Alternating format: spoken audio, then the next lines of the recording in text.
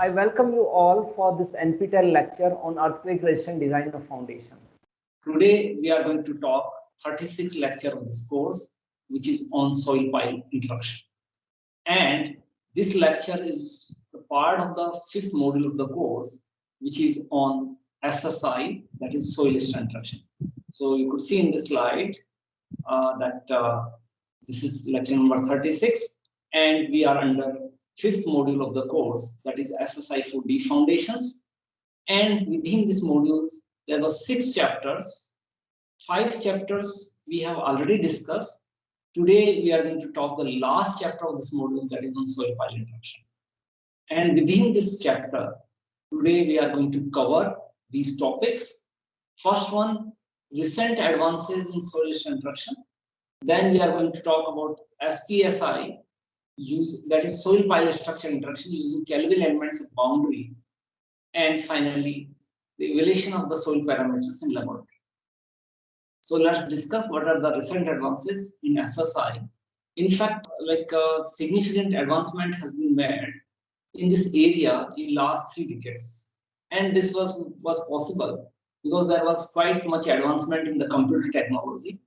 And it is possible to model and analyze SSI problems more rigorously. Most of these advances are on 2 major and very important issues. What are those issues? First issue, the soil is an unbounded domain.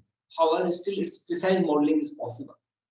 The second, the behavior of soil during strong excitation is highly nonlinear, and for saturated loose ends, even the liquefaction may occur. So first thing is the modeling of the boundary, and second is related to how to consider the nonlinearity in the analysis. The first one, the modeling of the boundary, we will discuss in detail.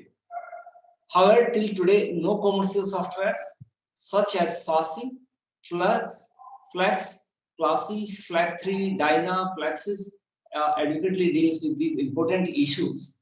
And for these important issues, our research group is working. And the research group, which includes my PhD students also. And particularly, let me mention the Mr. Imani, Mr. Shakar, Mr. Saeed. They work extensively in the area of soil introduction and soil pile introduction. So these are the few of the work which is listed here. First one, the Maheshwari 1997 is the work of my own PhD, where the material and geometrical nonlinearity in the theory of which was proposed by Kenya and Kozal in 1982, pile dynamics, which was basically for linear analysis, has been introduced. Then in 2003, which was a postdoctorate work, what has been used? The Kelvin elements has been used to model the boundaries, this HS whole model to deal with nonlinearity. Then Imani, the first PhD student in 2008, carried out nonlinear SSI analysis using what is called CIFCM, that is consistent infinite simal finite element cell method for boundary, and use hybrid methods. Then later in 2009, the Sarkar considered liquefaction for SSI analysis, and recently in 2014, the Saeed modeled the boundary using SPFM and nonlinearity of soil using HS, his soil model. So these were some of the that advancement made in this area of soil introduction by our research group. And we will discuss some of them only, not all, because it is not possible and it is not required also, because we are dealing only for as a part of artificial design of structures. We need to see that how to model the soil pile introduction, because pile foundation is one of the important issue which is required for the seismic loads. So coming to here, one of the important issue or where the advancement has been made in SSI analysis are related to modeling of boundary. Then there are, when you have you go for the modeling of boundary, then there could be approximate model or there could be rigorous boundaries. So in this case, the approximate boundaries has been used, and these boundaries, approximate boundaries, are local in space and time.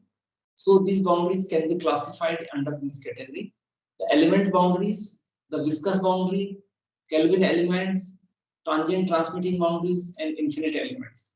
So the elementary boundary and viscous boundaries we have discussed in the last lecture, where we talk about ground response analysis. and one of the boundary was consistent boundary.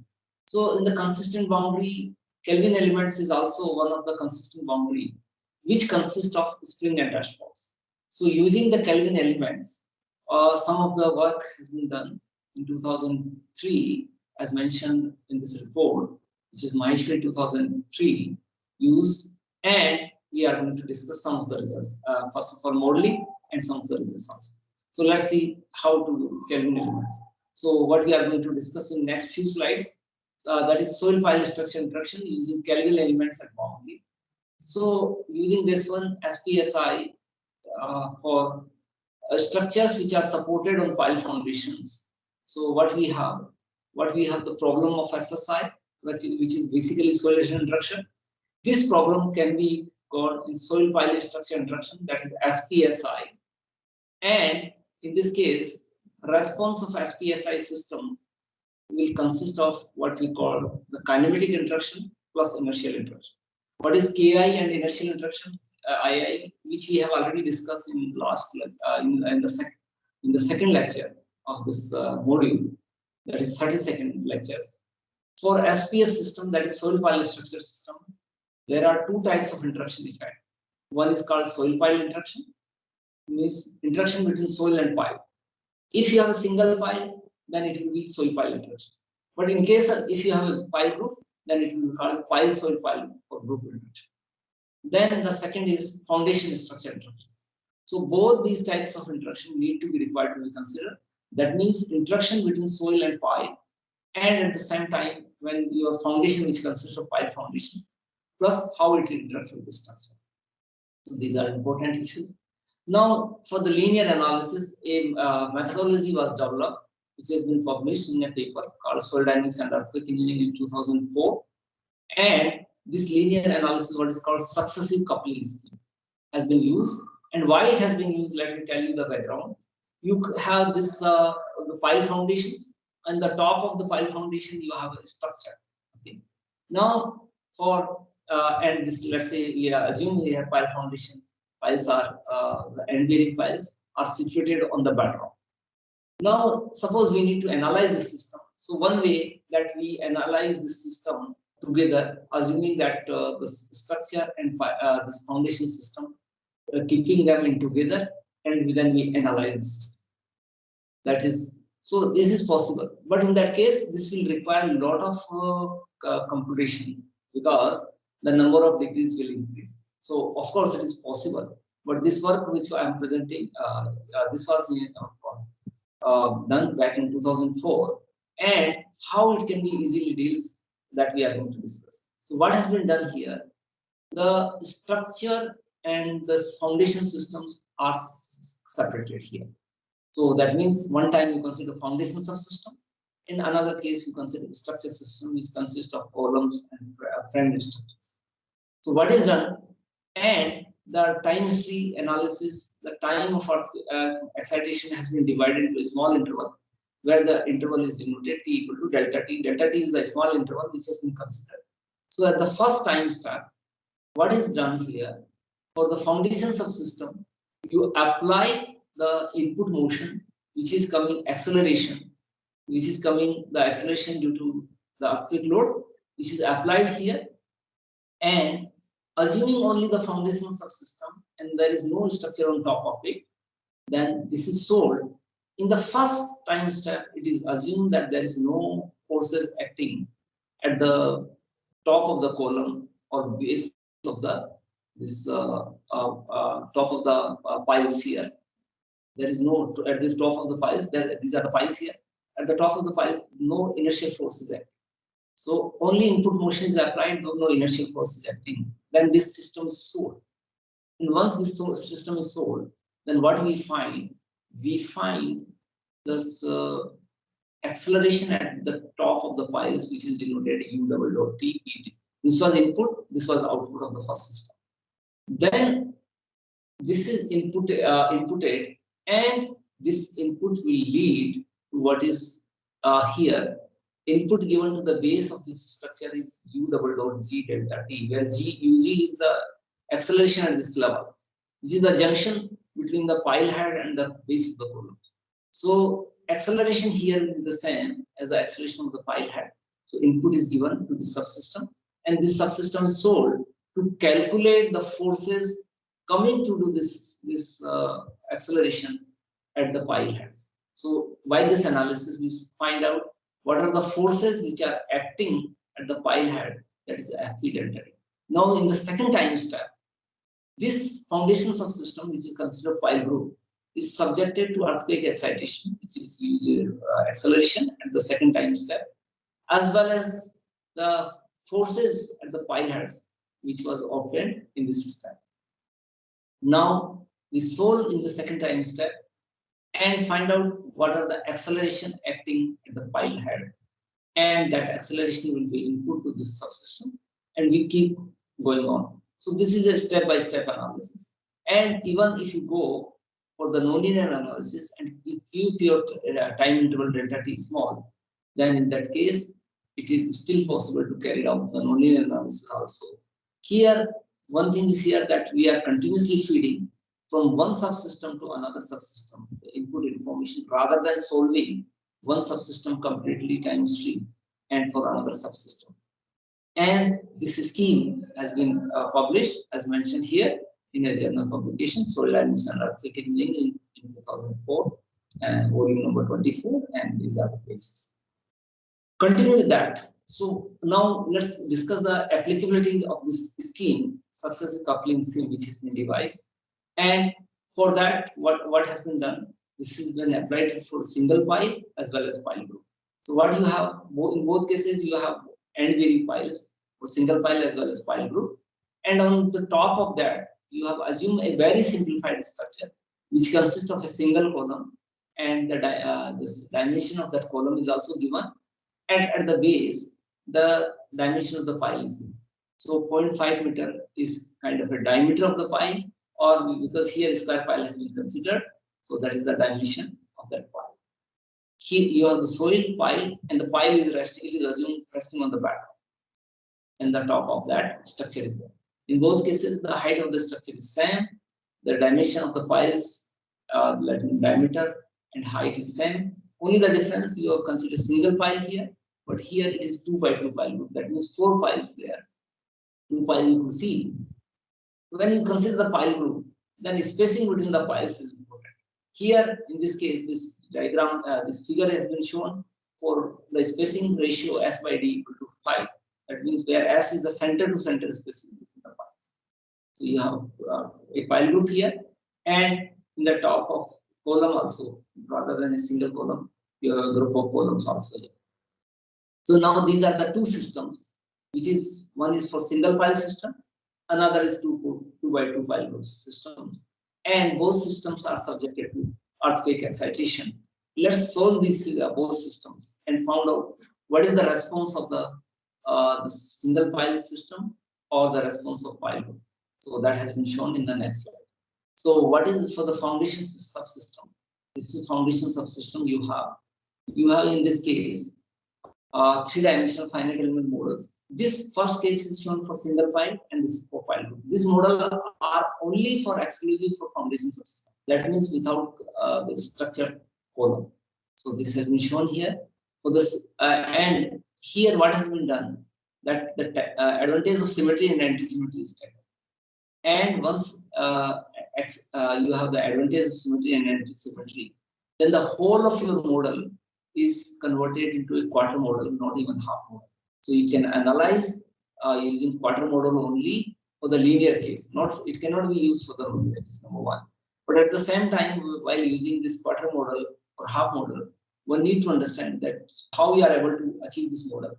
We are able to take the advantage of symmetry and anti-symmetry. And when we talk about this advantage of symmetry and anti-symmetry, not only your soil pile system, that means geometry should be symmetrical, but at the same time, your load applied should be also symmetrical. If your load is not symmetrical, in that case, we cannot use the system. So here it is assumed that geometry is regular.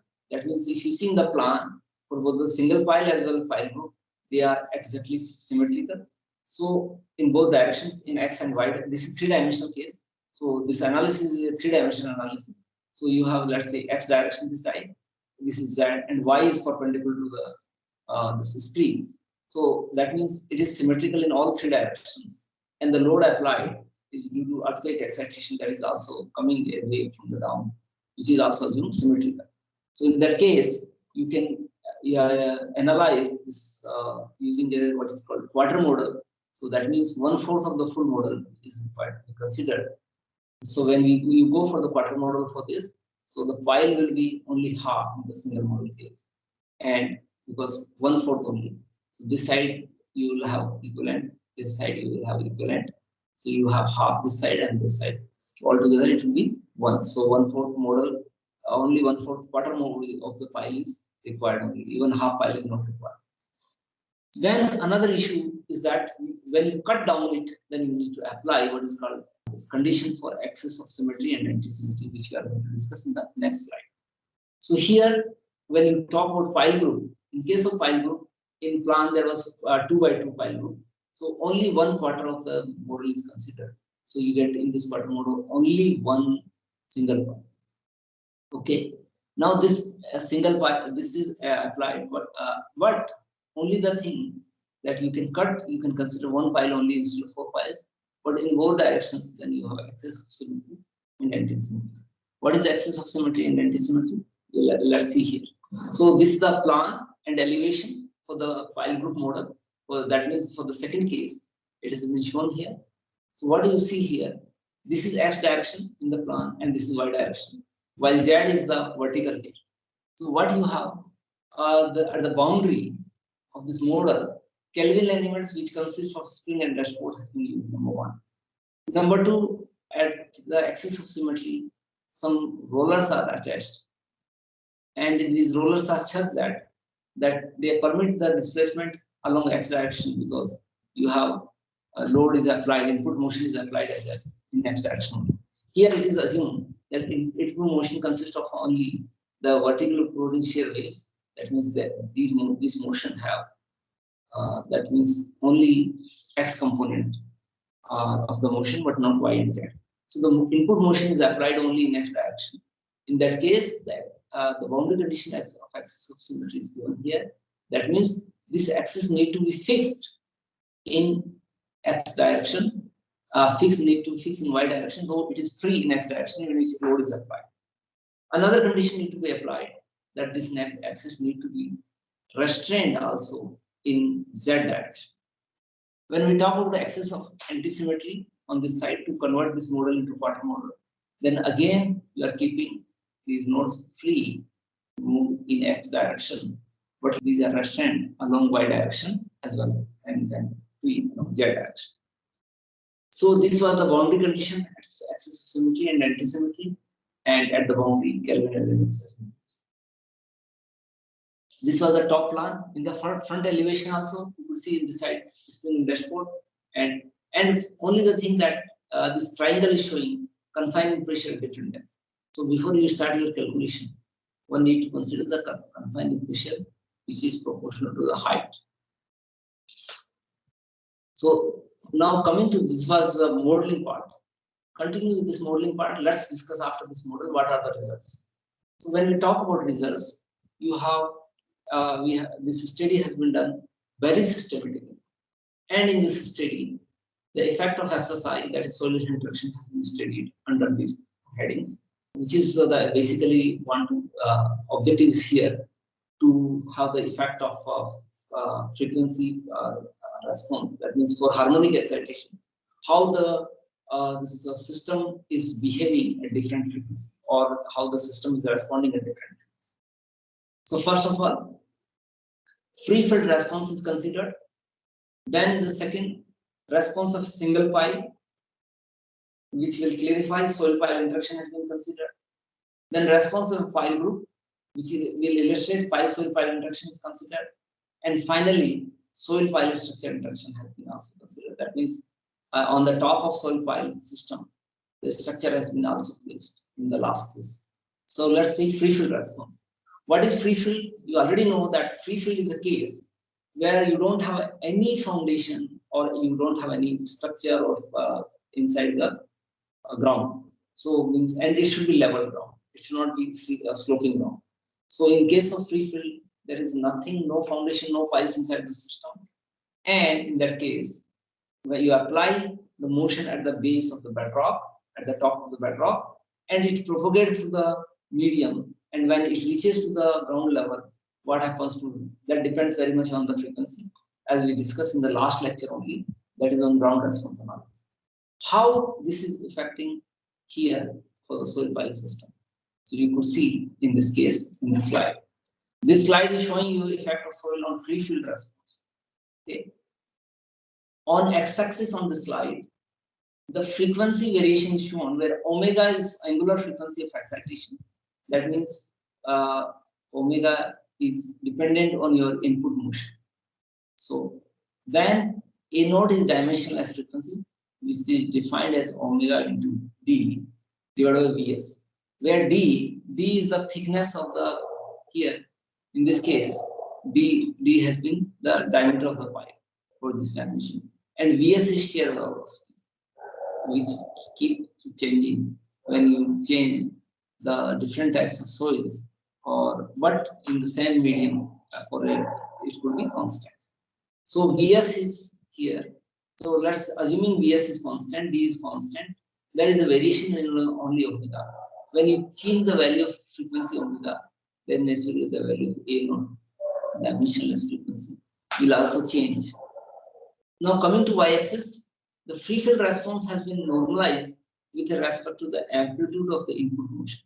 So you have input motion, which is this UG, which is the response at the ground, amplitude of the response at the ground, divided by the amplitude at the bedrock level. So this is also called transfer function, as we discussed in ground response analysis. And in this case, the effect of frequency has been shown. So what you could see in this graph, that the analysis has been carried out at discrete frequencies.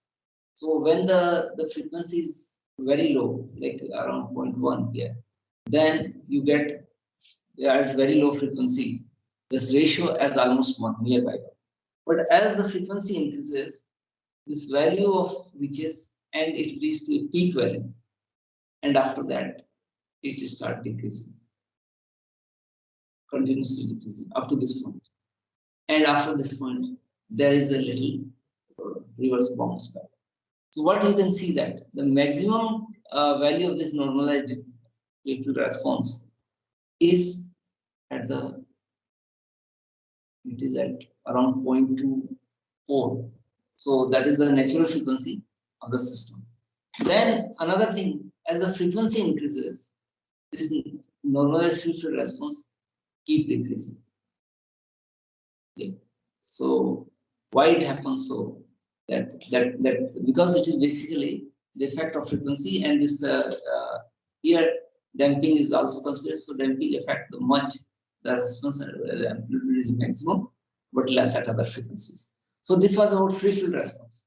Coming to the let's say for single pile. For single pile, you have soil pile interaction, and in this case again on x-axis you have dimensional frequency same, but on y-axis you have transfer function in the form of the response at pile head divided by the ground response UG.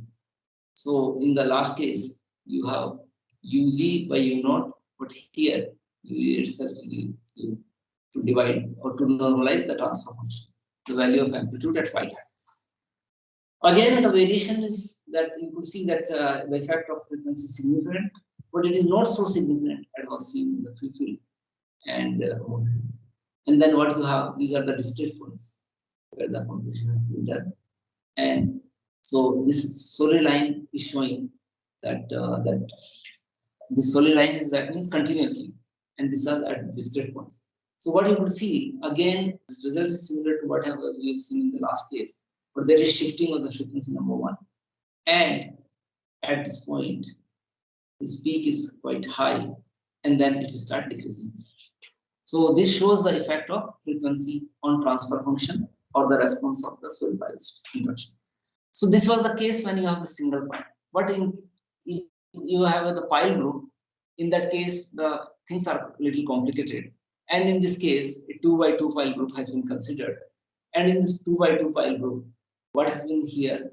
That means you have 4 piles, and one of the piles is you have the 4 files here, 2 by 2 file group, and we have models using what is called quarter model. So continue with this. What you have here is, let me come back to here in this. What I want to explain is S by D. S, what is S is center to center spacing between files, and D is the diameter of the file. So here, assuming diameter is a 0.5 meter, so you have this 2.5, so it will be 5, S by D equal to 5.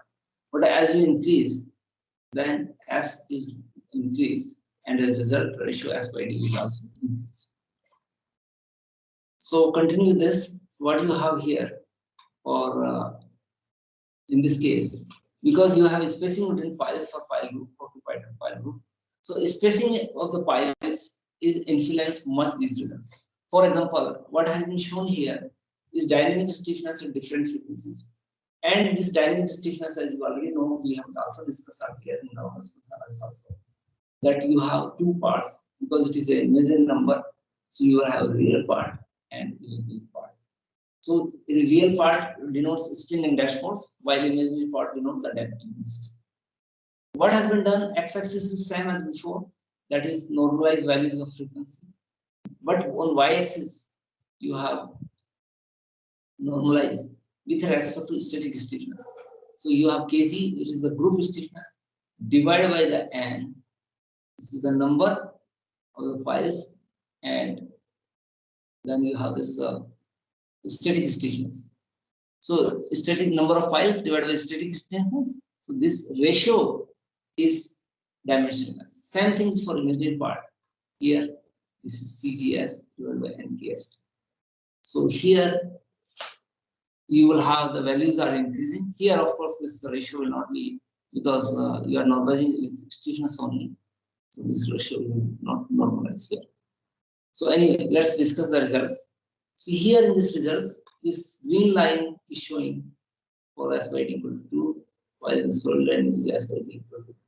Let's see that green line is for S by D equal to 2, while this black line is for the single file.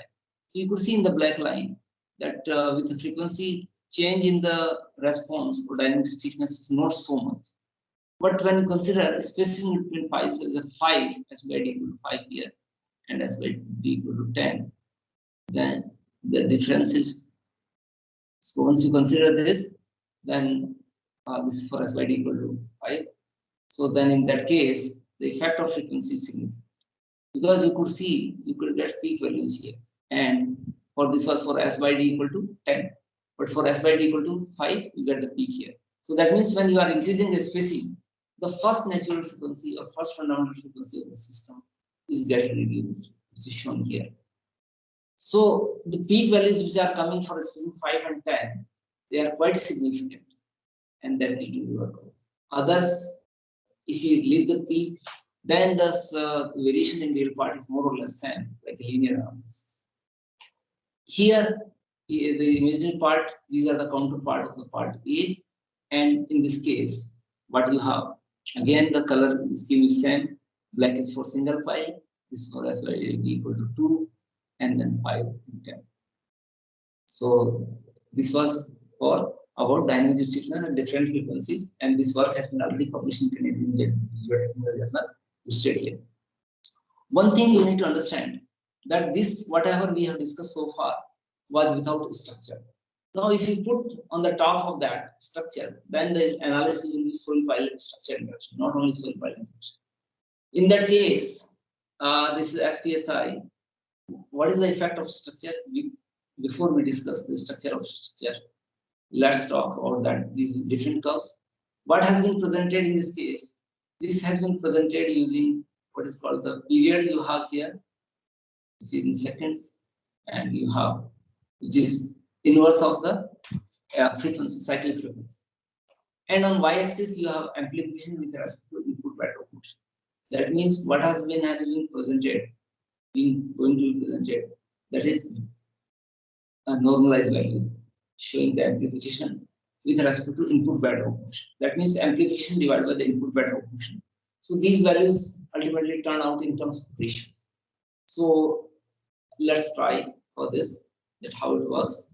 So what you have here, the black line is free fill, while this red line is pile head, and then you have blue line pile head with interaction and without interaction.